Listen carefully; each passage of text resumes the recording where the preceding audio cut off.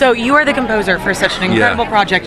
I always feel like the movie and the television shows are made by the music. So what type of pressure or obligation did you feel going into this project? Yeah, and I've done a lot of documentaries too. I did, Inconvenient Sequel this year in Boston, another documentary. So I think when you do a story that is based in real life, about real people, there's a sense that you really want to get it right. You want to do honor to who they are, but you also want to tell their story. And really, film music, that's the language of the emotional journey that a character goes through. And one of the things that I love about the way this film is, it's just not a combat movie. It's not just about an ambush. It's about these people and their lives. So each hour you learn the backstory of some of these characters. You meet their families, their wives if they're married, their kids, and some of these guys don't come back. So, listen, this is brimming with really important, deep feeling.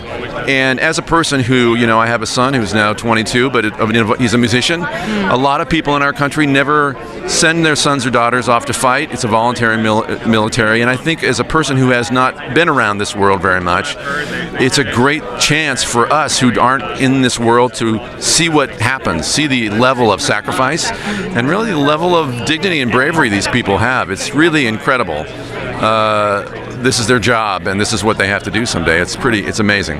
How much of a journey did this show take you through? Because you had to watch all of it as you were creating all of this music. I'll be honest, I don't want to sound like, but this, I've written a lot of scores, a lot of shows, a lot of movies. When I finished doing the music for The Long Road Home, I had an exhaustion and an emotional sort of just emptiness, that I just was so spent, because really, this is a really intense piece of filmmaking. But I'm okay with that. That's what I love about being an artist, and that's I think why we make movies. You want to feel something, and it's not all about the horrible stuff. It's also some really beautiful themes of brotherhood and community and loyalty that come out of here. I think that there's things to celebrate, which we need too. Exactly. And are people going to be able to grab this music afterwards? Like, are they going to be able to have it? Yes. I'm working on getting the 5 hours of music down to a soundtrack. Okay. So we'll be released sometime soon.